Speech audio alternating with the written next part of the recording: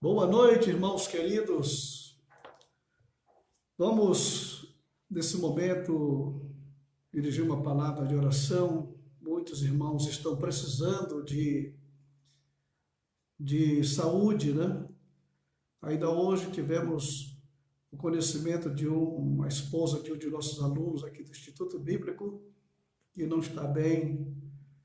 Não é a questão da Covid-19, mas foi acometido de uma enfermidade que está preocupando toda a família, e nós precisamos agora orar por ela para que Deus estenda a sua mão e estenda até ela a cura divina, né? Deus é bom. Então estaremos com você aqui, a partir desse momento, meditando na Escritura Sagrada, a palavra de Deus, palavra que nos conforta, nos orienta, nos dirige, nos fortalece, nos alimenta e nos enche cada vez mais da graça do Senhor e nos proporciona uma fé genuína no Deus Todo-Poderoso. Amado Deus e Pai, eu te peço nesse momento e pelos teus filhos que vão estar conosco aqui nesses momentos, Senhor, que a tua presença esteja em cada lar nesta hora, na vida dos meus amados irmãos, fortalecendo a fé de cada um, Senhor, e que eles tenham ânimo para prosseguir batalhando pela fé aqui uma vez por todas para entregar aos santos, Pai. Nós te adoramos porque sabemos que tu ouves a nossa oração. Abençoa nesse momento a exposição da tua palavra, que nós possamos ser orientados aqui pelo teu Espírito Santo, Senhor, para expor aquelas verdades que são do coração de Deus para o coração do homem. Em nome de Jesus, amém. Muito bem, irmãos, aqui é o pastor Jorge Vale que vos fala, e é sempre um prazer estar com você aqui neste horário, meditando na Escritura Sagrada. Principalmente num período como este, em que você está na sua casa, aí no seu lar, e talvez já há alguns dias, né, sem poder fazer nada, mas aproveitando esses momentos para estar com a família. Faz tanto tempo que isso não acontecia, né? Então estamos agora com a família e também tendo a oportunidade de parar, sentar e ouvir aquilo que Deus tem para nós através da sua palavra. Portanto, vamos caminhando aqui em nome do Senhor Jesus Cristo. Nós saudamos a todos os irmãos com a paz do Senhor. E aqueles que não são crentes ainda, que tenham a oportunidade de ter um encontro real com nosso Senhor e Salvador Jesus Cristo. Muito bem, o tema que nós temos para hoje trata-se da besta que sobe do mar. No capítulo 13 do livro do Apocalipse, você encontra este episódio tão marcante, que tem sido objeto de muitas pesquisas, muitos estudos, no decorrer dos tempos e no decorrer dos séculos, né? Podemos assim dizer, porque são coisas que atingem a curiosidade de todos nós. Nós queremos saber. Isso faz parte, na realidade, do homem, né?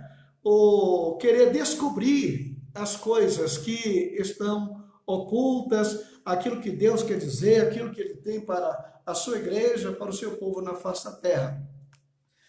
E neste capítulo 13, praticamente que culmina com aquilo que nós concluímos no capítulo 12 deste livro tão precioso que é o Apocalipse, né? Então nós verificamos aqui, neste capítulo 12, aquela criança, né, que nasceu e foi arrebatada para Deus até o seu trono.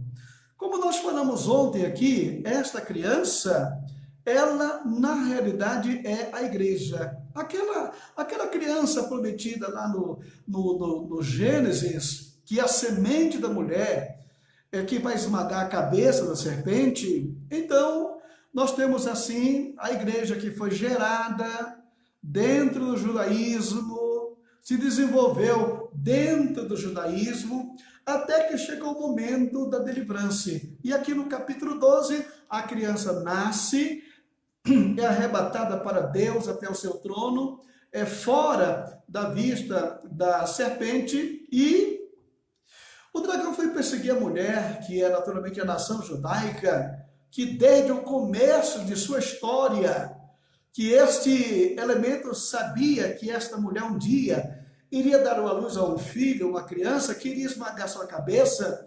E a luta satânica durante todos os séculos é para destruir Israel da face da terra. Porque se ele destruísse Israel, praticamente a criança não nasceria. Nós não teríamos Jesus vindo ao mundo para apresentar ao mundo o plano da salvação, para morrer pelos pecadores, né?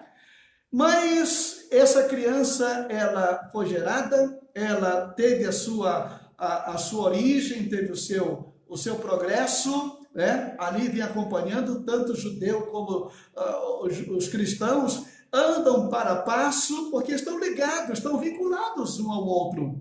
O apóstolo São Paulo declara que a salvação vem dos judeus. Através deles vieram os patriarcas, os profetas, veio a Bíblia, veio Jesus, né? Então nós temos um vínculo muito forte com esta mulher, né?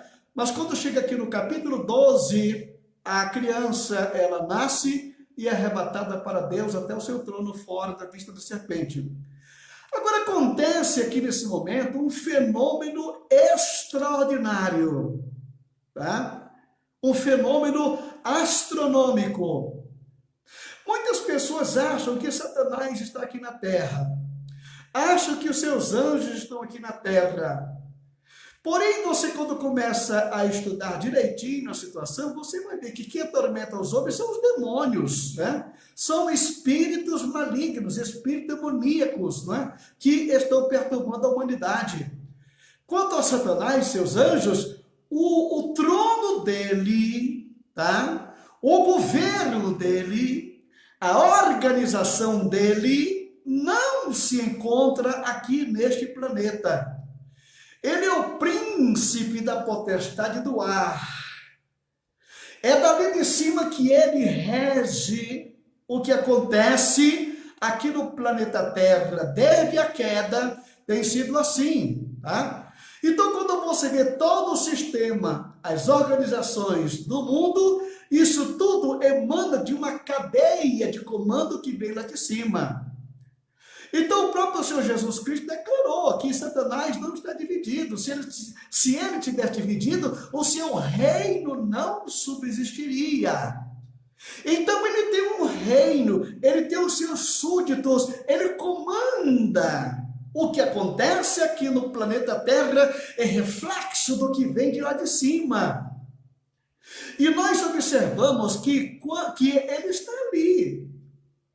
Você, quando vê alguém dizer assim, quando a Bíblia declara que eu vi Satanás caindo, não foi que ele caiu do céu aqui na terra, não. Ele caiu da posição que ele exercia junto a Deus, de querubim ungido. Ele perdeu esta posição, ele caiu desta posição, mas isto não impede dele ir ao céu, não impede. Você viu no livro de Jó, quando os anjos chegaram perto de Deus, Satanás chegou lá no meio também. E aqui no capítulo 12, declara que ele é o acusador dos irmãos, o mesmo que os acusa de dia e de noite, sabe aonde? Diante do nosso Deus. Então, onde é que Deus está? Ele está nas regiões celestiais. O papel dele não apenas de acusar os irmãos aqui na terra, mas também de comandar os acontecimentos aqui neste planeta.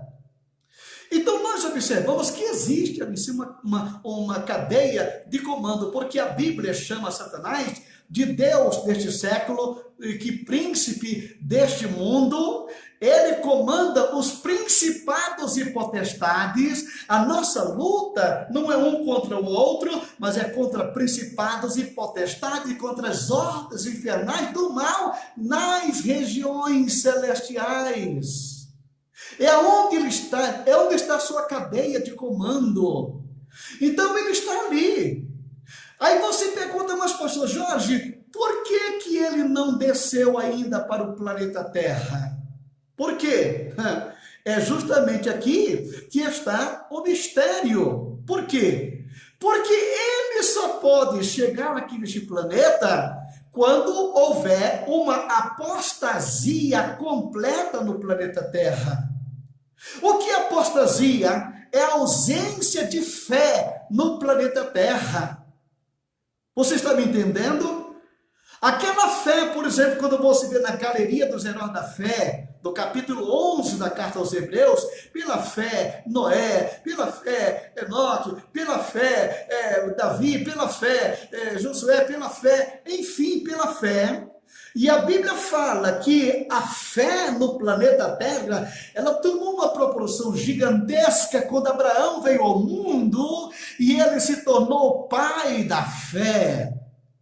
Então, o planeta Terra, ele está, digamos, coberto por esta onda sublime de fé, tá? Que é o firme fundamento e a convicção e a certeza de que existe um Deus que comanda todas as coisas. Você está entendendo? Agora, para que ele possa pisar aqui neste planeta, tem que haver apostasia. E para haver apostasia, tem que haver ausência da fé. E enquanto tiver um crente aqui na terra, ainda existirá fé e Satanás não pode pisar aqui? Irmão querido, esta é a razão pela qual a igreja, ela tem que ser tirada da terra antes da grande tribulação e antes da ascensão do anticristo. Ele não pode fazer nada enquanto a igreja estiver aqui na terra. Você, por exemplo, está nesse momento dentro de uma sala, né, clara. Aí você quer acender o botão das trevas. Trevas não precisa de botão, basta você desligar o botão da luz. Desligou o botão da luz, a treva toma conta. Pois bem, enquanto a luz estiver no mundo, enquanto a igreja estiver na terra, ele não pode pisar aqui neste planeta. Porém, quando terminamos aqui o capítulo 12, que ele foi arrebatado para Deus, deu espaço agora, porque todos os crentes que têm fé, nesta hora, foram arrebatados, então a fé desapareceu do planeta Terra. Desapareceu deste mundo. Eu não sei, eu sou da teoria, da corrente do pré-tribulacionismo, porque eu não aceito de forma nenhuma a igreja passar pela grande tribulação com Satanás aqui. Não tem cabimento, luz e trevas não se misturam. É preciso que a luz saia para que a treva tome conta. Mas enquanto a luz está aqui, a treva se mantém distante. Eu não compreendo isto, porque eles lêem o capítulo 7 e vê ali aqueles crentes que ficaram para trás, sendo mortos pelo anticristo. Estes sim, eles só ficaram porque não tinham uma fé genuína para chegar lá em cima, mas depois eles se seguram na palavra que está no coração deles. Então, só então é que eles vão ser mortos e decapitados. Quem vai ser decapitado não é a igreja. São esses que foram deixados para trás. Isso é mais do que lógico. A igreja passar pela grande tribulação não tem sentido. A igreja é luz, Satanás é trevas. Ele não pode pisar aqui enquanto a igreja... Então, por favor, neste momento aqui, a igreja foi tirada da terra. Como diz aqui o versículo de número 5 do capítulo 12, nasceu depois o filho varão, que há de reger todas as nações com cetro e ferro, e foi arrebatada para Deus até o seu trono, fora da vista da serpente. Então não tem como, não há forma dele estar aqui. Então quando a igreja sobe, agora sim, ele persegue a mulher que é Israel, não consegue vencer a Israel, vai perseguir o restante da sua descendência. Restante da descendência são rabiscos os crentes que ficaram para trás, tá? Mas o que acontece? Então nesta hora, quando ele cai aqui no planeta, diz aqui o capítulo 13, versículo 1, eu vi emergir do mar uma besta que tinha 10 chifres e 7 cabeças, e sobre os chifres 10 diademas, e sobre as cabeças nome de blasfêmia.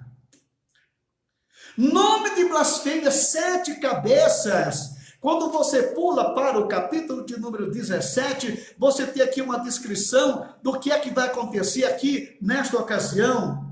O versículo 9 do capítulo 17 declara o seguinte: Aqui está o sentido que tem sabedoria. As 7 cabeças são 7 montes onde a mulher está sentada. São também 7 reis. 7, olha o número 7. 7 reis. Dos quais caíram 5, um existe e outro ainda não chegou. E quando chegar, tem de durar pouco. A besta que era e não é, e também o 8º rei, ele procede dos 7 e caminha para a destruição. Quem são essas 7 cabeças, irmãos queridos? Quem são esses 7 reis? Simbolizados por essas 7 cabeças. Olha, nós podemos perfeitamente observar através da Bíblia e dos anais da história. A Bíblia declara que 5 caíram, um existe e outro ainda está por vir. 5 caíram. Quem foi que caiu? Quais foram esses 5 reis que caíram? E um que existe? Quando você observa estes 5 que caíram, você vai observar que a contagem nesse sentido aqui, ela começa justamente através da Babilônia.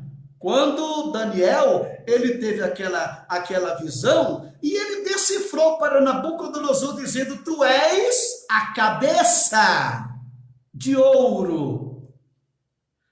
Babilônia, tu és a cabeça de ouro.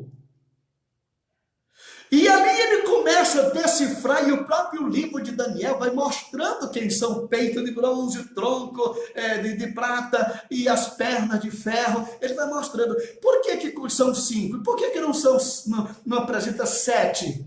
Por quê? Eu quero que o irmão entenda aqui uma coisa. No livro de Deuteronômio, está escrito aqui na palavra de Deus, no capítulo 38, versículo 13 de Deuteronômio, olha o que declara aqui a palavra de Deus.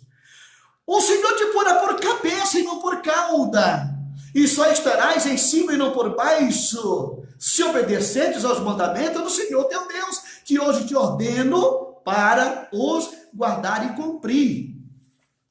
Quem seria a cabeça dominante deste mundo, irmão querido?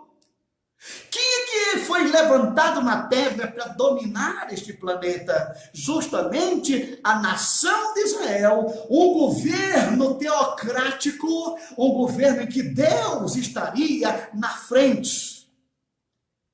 E o pouco tempo que Israel passou aqui na terra como cabeça foi suficiente para o mundo experimentar a vinda dos 10 mandamentos, o conhecimento de Deus, a escritura sagrada que chegou até nós. Então, era para este mundo ser uma delícia se Israel continuasse no plano, mas Israel pecou, saiu do plano, foi derrotado, foi afastado.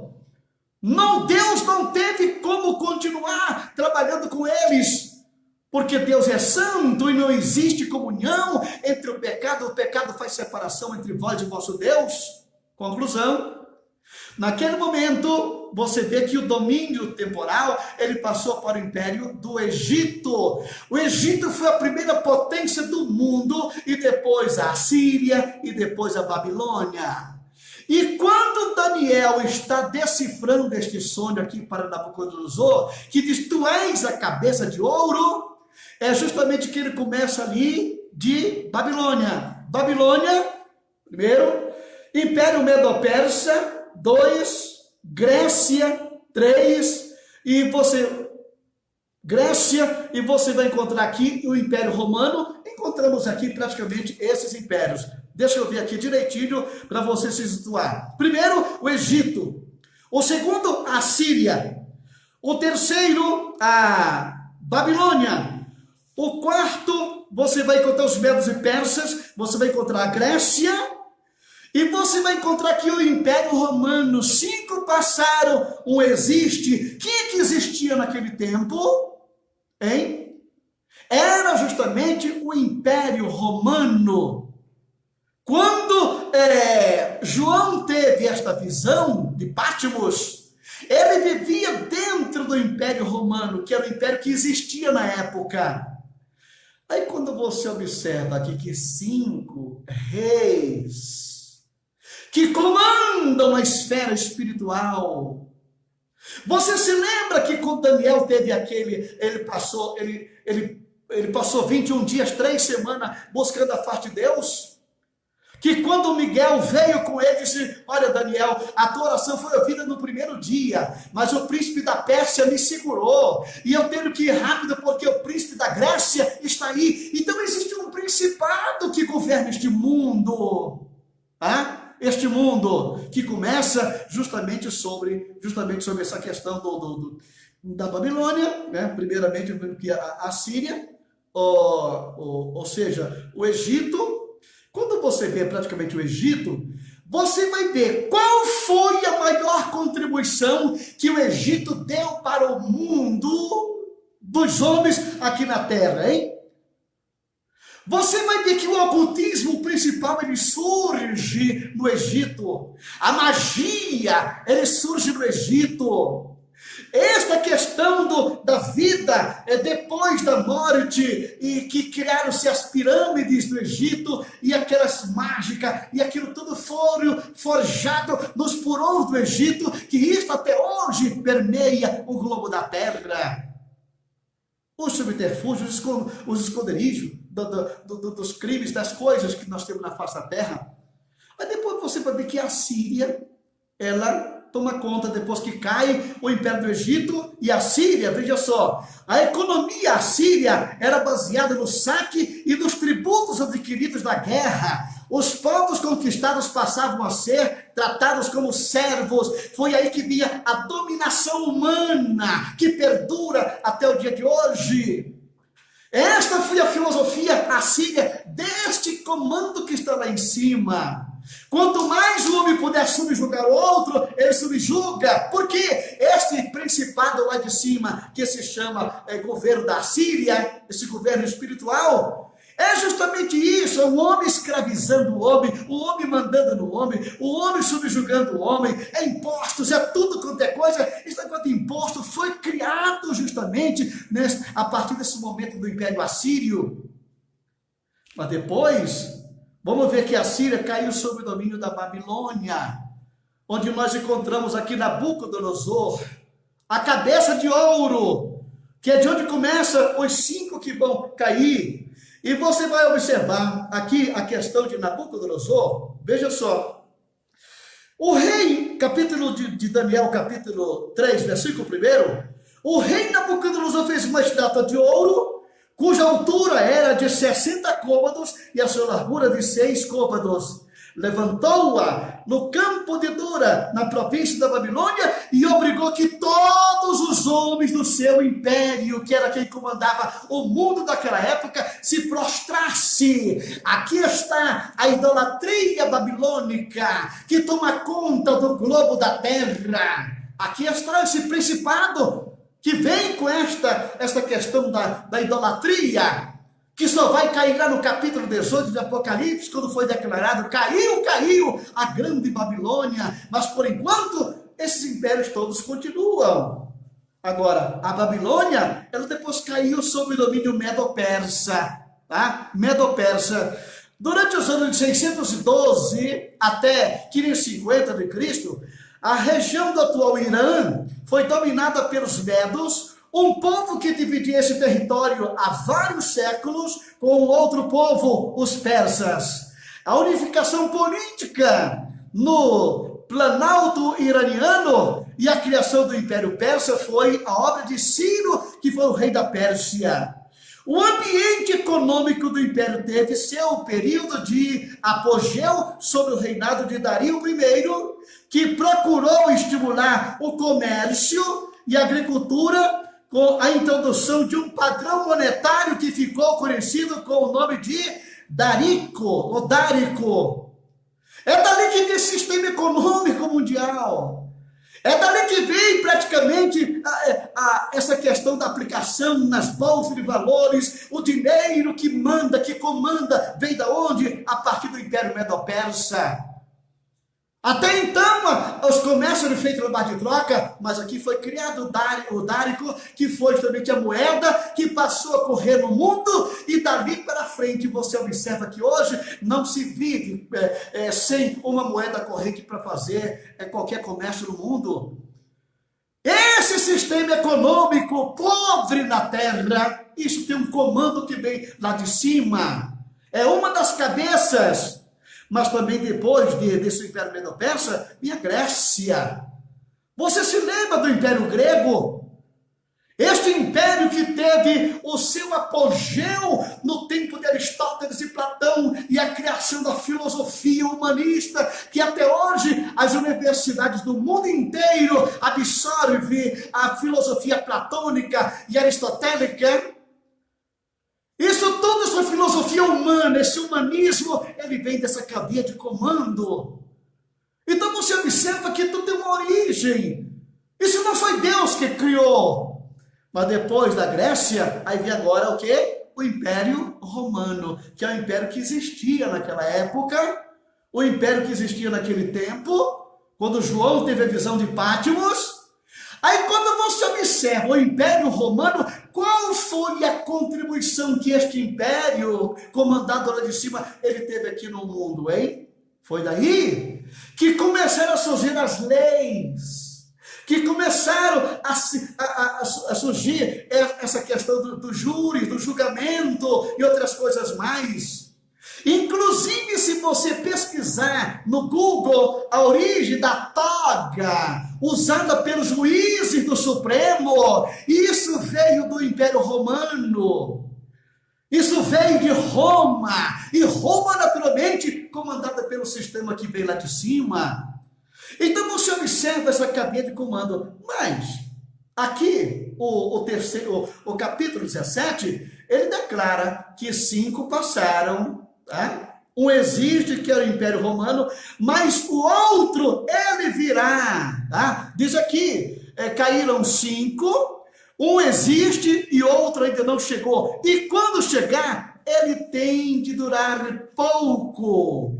Ele tem de durar pouco, pois é justamente aqui que entra o capítulo 13 do livro do Apocalipse. Por quê? Porque quando Satanás, quando a igreja passar, que ele for lançado aqui na terra, que ele pisar aqui neste mundo, quem é ele, hein? É justamente ele que é o chefe supremo. Ele vai trazer a si justamente esses comandos todos vão cair sobre ele. Desde o sistema econômico, o sistema político, o sistema social, o sistema religioso, isso tudo vai cair sobre ele, como diz aqui o capítulo 13. Olha só, eu vi emergir do mar uma besta que tinha 10 chifres e 7 cabeças. Quando essa besta que sai do mar, nós já falamos aqui para vocês, na realidade, o que significa esta besta que saiu do mar. Que mar é este? Lá no capítulo 17, 12 e 13 de Isaías, mostra claramente de onde este mar. Diz aqui o capítulo 17 de Apocalipse, de Isaías, 12 e 13. Ai do bramido dos grandes povos que bramam como bramam os mares. Os povos bramam como os mares. E do rugido das nações que rugem, como rugem as impetuosas águas. Então, o mar aqui é símbolo das nações da terra. E o que aconteceu? Eu vi emergir do mar, ou seja, ele cai no meio da multidão, ele sai do meio da multidão, comanda, na realidade, todos estes elementos. E quando ele cai aqui na terra, esse pacote todo cai nos seus braços. E é daqui que ele vai querer comandar a situação. E diz aqui, e sobre os chifres 10 diademas, e sobre as cabeças o nome de blasfêmia. A besta que vira semelhante de leopardo, com os pés como de urso e a boca como leão, e deu-lhe o dragão, o seu poder, o seu trono e grande autoridade. E está aqui, meu querido irmão, como é que nasce o anticristo. Ele só pode surgir aqui no planeta Terra depois que a igreja subir. Não tem como a igreja se defrontar ou encontrar este indivíduo aqui na Terra. A igreja é luz, ele é trevas. Isso não tem mistura. Eu sou pré-tribulacionista por este motivo. vivo. Então a igreja não pode estar aqui para enfrentar, para brigar, para morrer, para ser... Não, quem vai ser decapitado são os crentes que ficaram aqui para trás. Esses sim, porque vão querer ainda permanecer fiéis, mas serão mortos, porque não tem mais aquela força e aquele poder. Tá? Então eles serão decapitados e mortos. Porém, olha o que diz aqui no capítulo 17, o versículo, né? E a besta que ele não é também o 8º rei, e procede o 7 e caminha para a destruição. Os 10 chifres que viste são 10 reis, aos quais ainda não receberam o reino, mas recebem autoridade como reis com a besta durante 1 hora. Então, esse elemento aqui, logo que ele chega, ele elimina 3 dessas cabeças poderosas. Por quê? Porque ele vai tomar sobre si, logo de início, olha, o comando da economia. Este rei que comanda a economia dali de cima não vai ser mais necessário, porque vai cair sobre ele que vai comandar a economia do mundo. É ele que vai implantar o seu sistema monetário na terra. É ele que vai estabelecer uma moeda única aqui nesta época. A segunda cabeça que ele vai derrubar aqui é justamente a religião. A religião que a humanidade ela tem em Deus, ele vai querer canalizar tudo isso para ele, porque a humanidade inteira vai adorá-lo. Ele vai entrar no templo para querer adoração como se fosse o próprio Deus. Então veja só como é que a coisa vai acontecendo. Então a primeira cabeça que ele toma domínio é da economia, a segunda é da religião, e a terceira cabeça que ele comanda aqui nesta hora, que ele passa a dominar de maneira extraordinária, é justamente o sistema que nós temos hoje implantado no mundo, que é justamente o sistema político. Esse sistema que esse principado que está lá em cima comanda aqui na Terra, este conflito partidário que existe no planeta Terra, isso não foi criação divina, isso não foi criação de Deus, não, isso teve origem nos porões do inferno, para que os homens se maltratassem, se machucassem e ficassem nesse jogo incrível que nós estamos vendo hoje no planeta Terra. Por que ele vai eliminar esse sistema religioso? Por quê? Porque ele vai ser o comandante supremo, ele vai ser o comandante único, ele vai ser o general dessas tropas das trevas aqui no planeta Terra. Você está entendendo isso? Então o anticristo, quando ele chega aqui, ele soma esses 5 reinos que reinam, que não estão divididos, mas agora esse pacote todo cai no seu colo, e a partir desse momento ele passa a dominar a situação no planeta Terra, com o poder econômico na mão, com o poder da religião centralizada em si, e o poder político que ele vai comandar, vai mandar e desmandar, que ele bem entender. Então, praticamente, o planeta, ou seja, o campo, está preparado para a ascensão do anticristo, compreende? O que é que nós precisamos fazer hoje como crentes, hein? É acelerar a pregação do evangelho. Porque alguém declara ainda que no mundo da tribulação vai ter pregador do evangelho aqui no planeta Terra. Tem pregador nada. Se o anticristo ele vai exigir uma adoração única, quem é que vai se levantar contra ele, hein? Que tem os seus assessores em todo o planeta Terra. Quem? A igreja não está aqui para pregar o evangelho da maneira convencional. Ela vai pregar de uma outra forma, como nós já falamos aqui, quando falamos do capítulo 14. A igreja, representada pelo cavaleiro do cavalo branco, pregando o evangelho eterno ali das nuvens. É dali que vai ser feita a pregação do evangelho. Então, irmãos queridos, o que é que nós precisamos fazer? Diante de tantas evidências de que o palco do mundo já está preparado para ele, nós sabemos disso pela Escritura Sagrada, nós temos que apressar, acelerar a vinda do Senhor. Como? Pregando o evangelho, salvando os pecadores, anunciando a verdade, porque vai chegar o momento em que praticamente isso tudo vai terminar. E o momento que nós temos é este, é agora, é hoje, é nesse momento, pregar o evangelho. Não estão permitindo pregar o evangelho nas igrejas? Pregue numa live, pregue como você puder. Então nós estamos aqui fazendo o que deve ser feito, pregando a palavra de Deus. Então nós vamos ficar por aqui nessa hora, com esta palavra, que deu para você entender mais ou menos, né? Eu sei que existem muitas dúvidas, porque são muitos intérpretes que existem no livro de Apocalipse, mas uma coisa eu vou dizer para você. Eu acho bonito quando eu vejo pastores bem preparados, que quando vão pregar uma mensagem, ele declara, conforme o escritor X, conforme o autor tal, conforme o autor Beltrano. Eu vou dizer para você, eu prefiro a velha Bíblia, eu prefiro a palavra de Deus. É aqui. Eu sei que tem homens que têm prestado um serviço grandioso à evangelização do mundo, mas uma coisa eu quero dizer para você, a Bíblia não se entende só pela cabeça, pelo raciocínio. Paulo, quando começa a escrever a sua carta aos Coríntios, ele pede para que seja dado espírito de revelação no pleno conhecimento dele. Tem muita coisa que você lê na Bíblia e Deus te traz à tona verdades maravilhosas que você começa depois a conferir e é aquilo que Deus quer.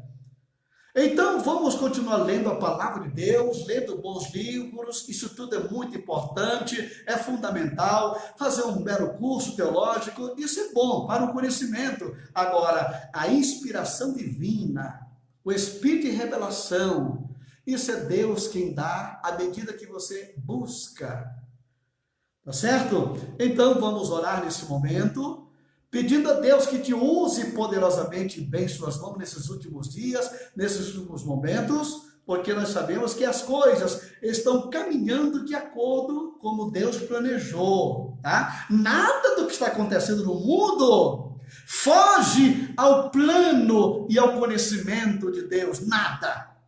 Ele é Senhor, Ele é soberano, tá? Ele tem os seus decretos que ninguém pode mudar. Isso é fundamental saber, tá? Então vamos orar. Amado Deus e Pai, muito obrigado pelos teus filhos que estão conosco aqui nesta hora e neste momento, Senhor. Que o teu Santo Espírito fale mais profundamente ao coração dos meus irmãos, Senhor. Que o Espírito Santo possa levá-los além das minhas palavras, das palavras que eu tenho pregado aqui, que são a tua palavra, mas que o Espírito Santo possa levá-los muito mais além, no conhecimento da Escritura. Deus, ajuda meus irmãos a crescer cada vez mais na graça e no conhecimento, reconhecendo que o Senhor está presente em todo lugar. Eu te peço agora pela saúde física dos meus irmãos. Se alguém está doente, em nome de Jesus Cristo agora, seja curado em nome de Jesus. Se alguém está distanciado do caminho do Senhor, agora mesmo que Satanás tire esta venda dos olhos dessa pessoa, para que ele possa ver a glória de Deus em nome de Jesus. Senhor, ajuda cada família nesta hora, fortalece cada um, dirige o teu povo de acordo com a tua vontade.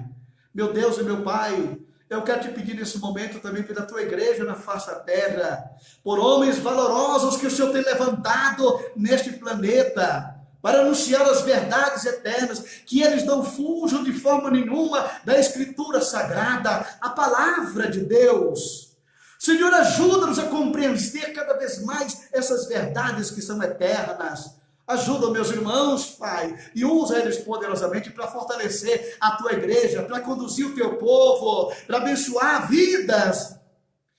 Eu te peço também pelas igrejas hoje na face da terra, pelas famílias que estão reunidas.